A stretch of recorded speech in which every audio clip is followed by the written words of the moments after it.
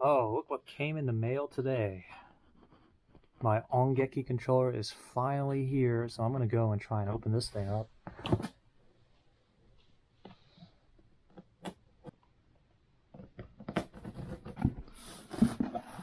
Jesus Christ. Alright, let's get all this out the way.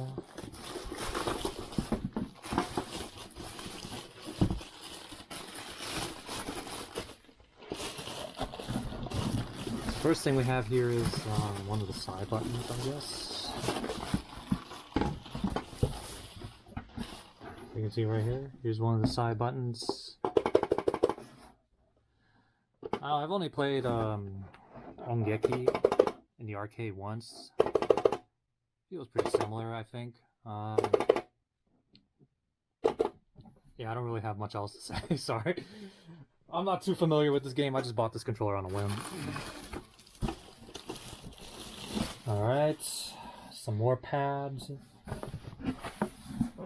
Right here from 3M. I don't know what these are for per se. I guess I'll figure that out later. Might be on for the bottom of the controller. Here. Big plate piece of styrofoam, Jesus Christ. Got a USB cable. This one's I don't know what you call this end, but it's a USB cable. I think it's USB-B, and this one would be USB-C. We have some springs here. Packed some 60-gram springs. I don't know why Dow did that, but he did. Have some more parts here and an Allen wrenches to help set up a controller.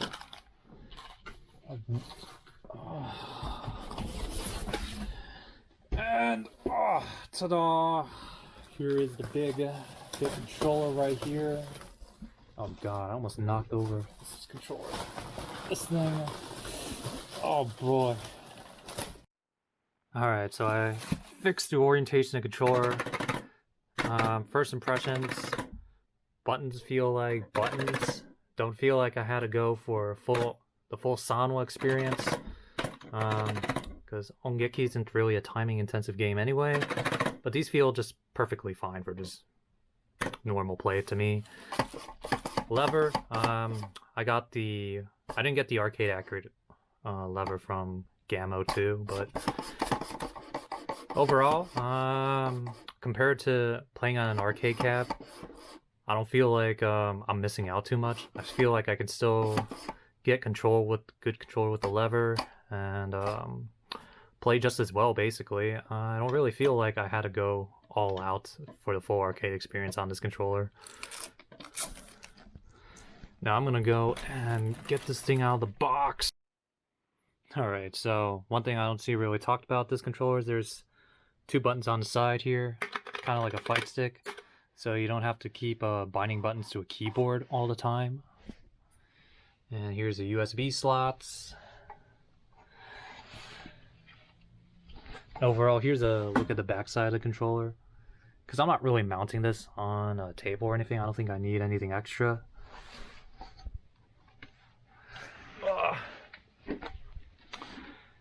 And here's the controller out, and I gotta go and work on assembling this controller, so that's gonna be fun. But you can see on this lever, there's a bit of resistance here. It's not the most loose thing in the world, but I don't need a really loose stick for Ongeki.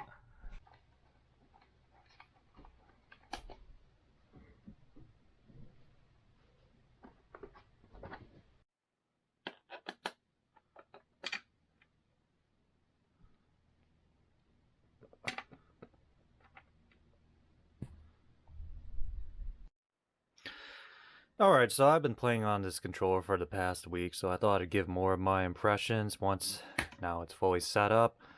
So these side buttons, they're really sturdy. Yeah, these LEDs are pretty good, but overall they don't work in-game, so keep that in mind. But the buttons also, like, I can't tell the difference between actual arcade, really, so just going for the cheapest setup on Dow's website, it's It's really going to give you the most bang for your buck. And same thing with this lever, really. Like, I know I said my first impression was that it's a little tight to move around with, but I think it's loosened up quite nicely.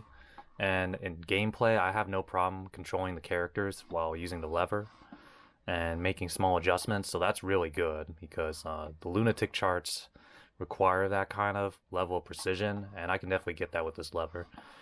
And I don't really know what else to say.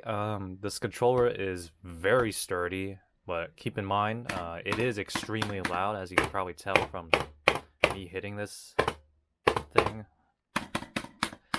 Really, the only weakness of this controller is just how hard it is to set it up, but once you set everything up and you figure out that you have to unplug the controller every time you start the game and then plug it in, you're golden. So yeah, that's basically my review. I'm really happy with this purchase, and I hope this helps anyone who's looking to buy this controller, perhaps. Anyway, take care. See ya.